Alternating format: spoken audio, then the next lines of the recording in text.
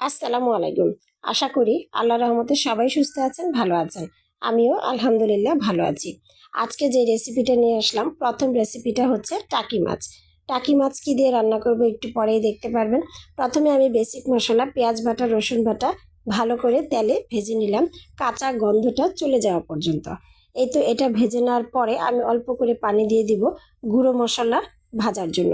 তা না হলে গুঁড়ো মশলাটা দিলে এটা পুড়ে যাবে। এবার আমি গুঁড়ো মশলার মধ্যে হলুদের গুঁড়া, মরিচ এবং কাঁচা মরিচ দিয়ে দিচ্ছি। আমি সাধারণত আমার রান্নাগুলো কাঁচা মরিচ দিয়েই করে থাকি।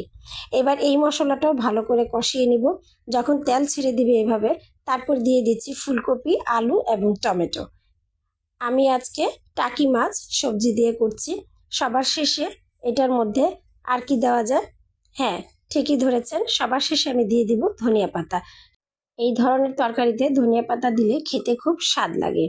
এই তো এবার তরকারিগুলো দিয়ে আমি পরিমাণ মতো পানি দিয়ে ঢাকা দিয়ে দিব সিদ্ধ হওয়া পর্যন্ত। এগুলো সিদ্ধ হয়ে আসলে ঝোলের পানি দিয়ে দিব পরিমাণ মতো। ঝোল যখন বলক আসবে তখন আমি ভাজা মাছগুলো দিয়ে দিব। আমার পেজের ভিডিওগুলো ভালো লাগলে অবশ্যই আমার পেজে লাইক এবং ফলো দিয়ে পাশেই থাকবেন।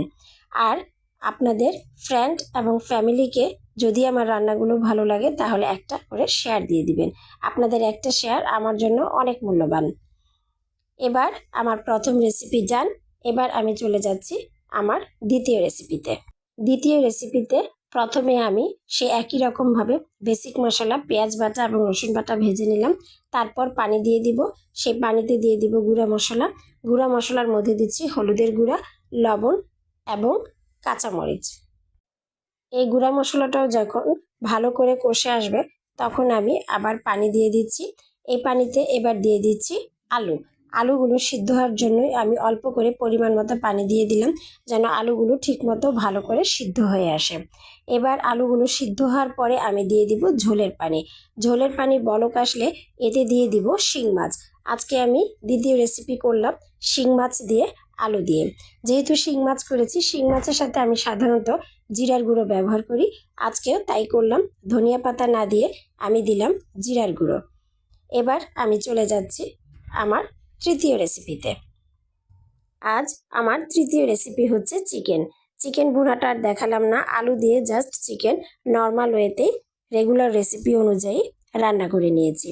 এই তো আজকের জন্য আমার রান্না ডান। আমার ভিডিওগুলো ধৈর্য সহকারে দেখার জন্য আপনাদের সবাইকে আন্তরিকভাবে ধন্যবাদ।